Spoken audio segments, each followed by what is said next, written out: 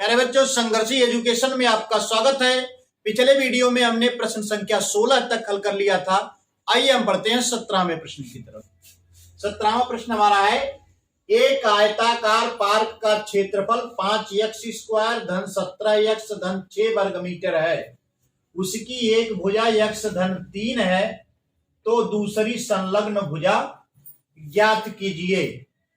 तो आयताकार पार्क का क्षेत्रफल होता है हमारा, आयताकार पार्क का क्षेत्रफल बराबर होता है पार्क की लंबाई गुणे पार्क की चौड़ाई, या इसको ऐसे आप लिख सकते हैं, पार्क की लंबाई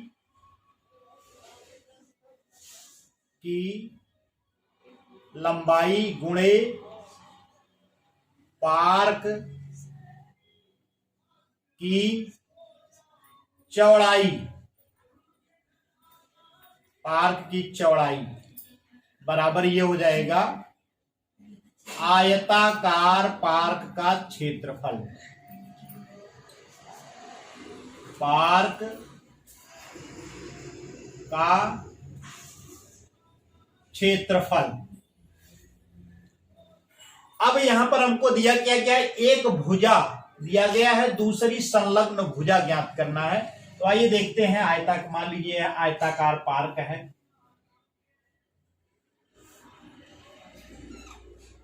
ये है लंबाई और ये हमारी है चौड़ाई। क्षेत्रफल निकालेंगे तो हम लंबाई गुणे चौड़ाई करेंगे। यहां पर इन्होंने दिया एक भुजा, दूसरी संलग्न। संलग्न का मतलब उससे लगी हुई भुजा। यदि लंबाई दिया है तो उसकी संलग्न भुजा क्या हो जाएगी, चौड़ाई होगी, क्योंकि लंबाई से लगी हुई भुजा कौन सी है, चौड़ाई की है। इधर देखेंगे संलग्न भुजा, तो ये भी चौड़ाई ही होगी। यानी अगर ये लंबाई दिया है तो दूसरी भुजा हमको चौड़ाई ज्ञात करनी है। अगर ये चौड़ाई दिया होगा तो दूसरी भुजा क्या ज्ञात करनी होगी, लंबाई ज्ञात करनी होगी। तो आइए देख लेते हैं। इसका सूत्र ऐसे भी आप लिख सकते हैं, एक भुजा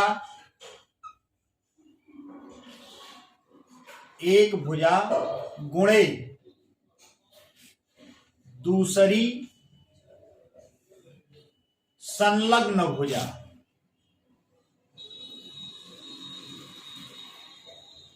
एक भुजा गुणे दूसरी संलग्न भुजा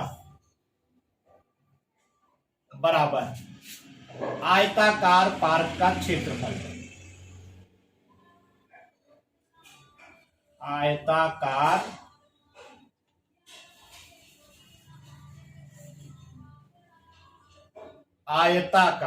यहां भी हमने गलत लिख दिया है,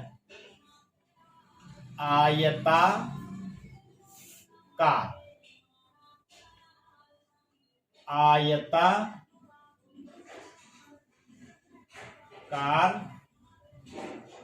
पार्क का क्षेत्रफल।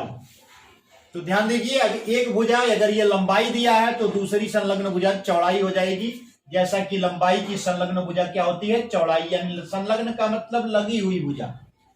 तो एक भुजा दिया गया है x धन 3 गुणे दूसरी भुजा हमको पता नहीं है, तो यहां पर लिख लीजिए दूसरी संलग्न भुजा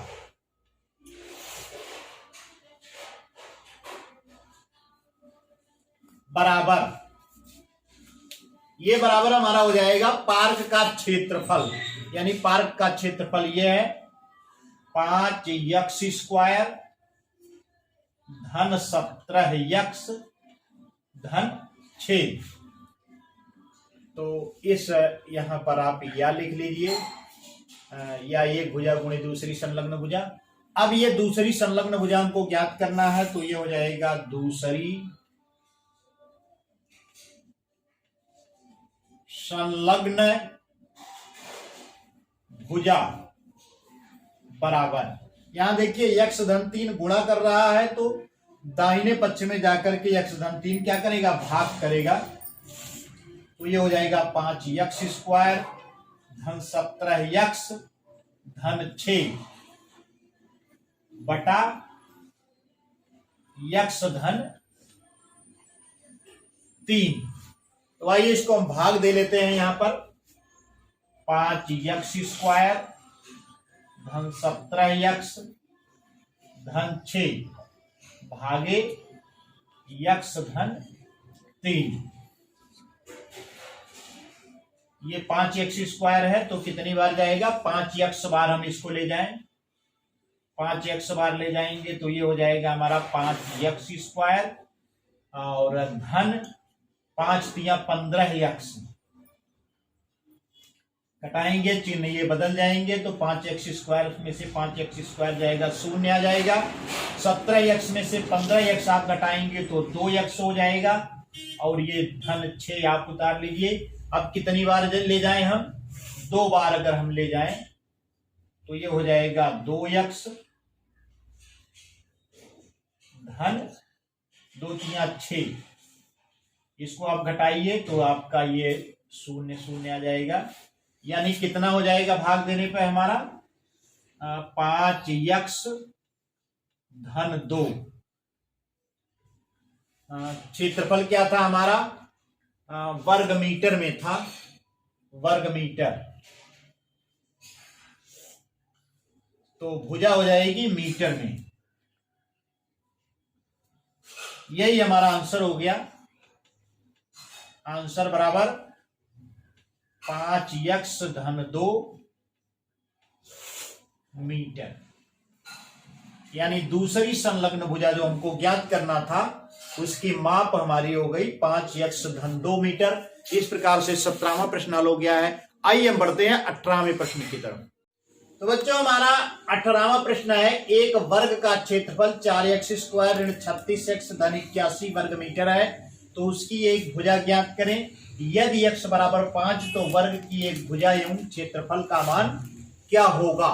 तो जैसा कि हम जानते हैं वर्ग का क्षेत्रफल बराबर होता है, वर्ग का क्षेत्रफल बराबर होता है वर्ग की एक भुजा, वर्ग की एक भुजा का स्क्वायर जो होता है वही वर्ग का क्षेत्रफल होता है, या यूं कह सकते हैं भुजा गुणे भुजा वर्ग का क्षेत्रफल होता है। तो इस सूत्र को हम पलट कर लिख लेते हैं। तो वर्ग की एक भुजा का वर्ग बराबर होगा वर्ग का क्षेत्रफल,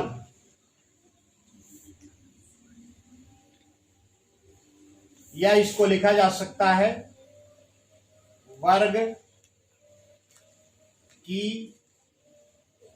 एक भुजा बराबर वर्गमूल वर्ग का क्षेत्रफल।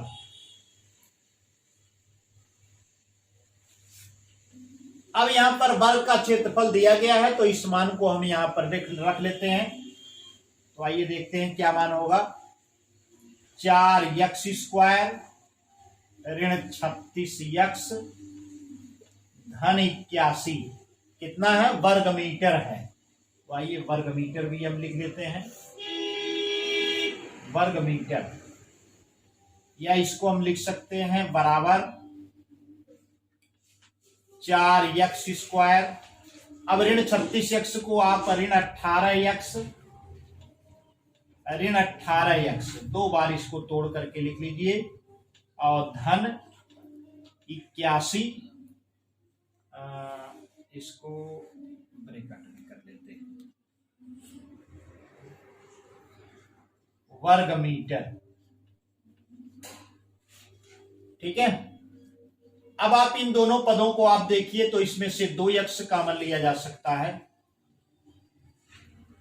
एक चीज और हम ध्यान दें, वर्ग मीटर का जब वर्गमूल निकालेंगे तो मीटर में आ जाएगा। तो यहां पर आप 2x कॉमन ले लीजिए तो बचेगा क्या हमारा 2x अगर हम कॉमन ले लेंगे तो बचेगा 2x ऋण 9, 2 9 18 होता है। और इसमें हम क्या कॉमन लिया जा सकता है, ऋण 9 आप कॉमन ले लीजिए तो ये क्या बचेगा 9 2 18, 2x ऋण 9 बचेगा। वर्ग मीटर, इनको एक ब्रैकेट में कर लीजिए, वर्ग मीटर। अब यहां पर आप देख सकते हैं कि ये 2x ऋण 9, 2x ऋण 9 दोनों में है तो 2x ऋण 9 आप कॉमन ले लीजिए, 2x ऋण 9 बचा क्या हमारा 2x यहां बचा है, यहां पर ऋण 9 है तो 2x ऋण 9 आप लिख लीजिए वर्ग मीटर।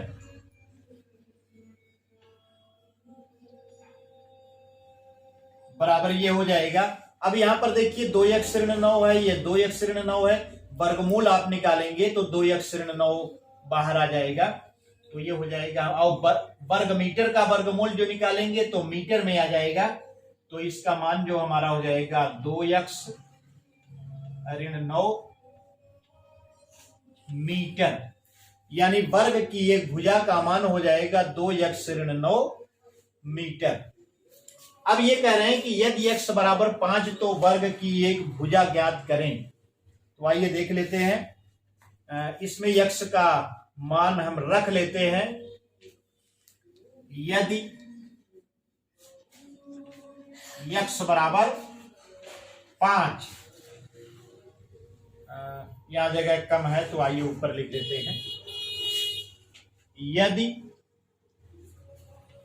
x बराबर 5 तो वर्ग की एक भुजा बराबर, वर्ग की एक भुजा हमने क्या निकाला है 2x ऋण 9 मीटर, तो 2x ऋण 9 मीटर बराबर x बराबर 5 आप रख लीजिए तो 2 गुणे 5 ऋण 9, 2 5 10 ऋण 9 मीटर। तो 10 में से 9 घटाएंगे तो आपको 1 मीटर आ जाएगा, यानी वर्ग की एक भुजा कितनी हो गई 1 मीटर। और क्या पूछ रहे हैं, यूं वर्ग का क्षेत्रफल ज्ञात करना है तो वर्ग का क्षेत्रफल बराबर हो जाएगा, वर्ग का क्षेत्रफल बराबर क्या होता है भुजा गुणे भुजा,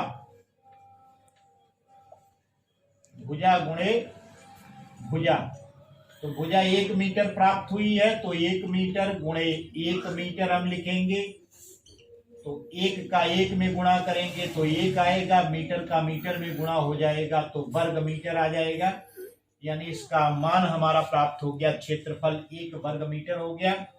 तो आंसर हमको क्या प्राप्त हो गए, आंसर बराबर, पहला आंसर हमारा क्या है 2x ऋण 9 मीटर, 2x ऋण 9 मीटर। दूसरा आंसर हमको क्या प्राप्त हुआ है 1 मीटर। तीसरा आंसर हमको क्या प्राप्त हुआ है 1 वर्ग मीटर, 1 वर्ग मीटर। तो इस प्रकार से हमारा 18वां प्रश्न भी हल हो गया है। इसी के साथ अभ्यास 5 के सभी प्रश्नों का हल हो गया है। उम्मीद करता हूं कि आपकी समझ में आ रहा होगा, और यदि आपकी समझ में आ रहा है तो संघर्षी एजुकेशन यूट्यूब चैनल को सब्सक्राइब करें, बेल आइकन को प्रेस करें, जिससे हमारे नए नए वीडियोस की नोटिफिकेशन आपको बराबर मिलती रहे। धन्यवाद।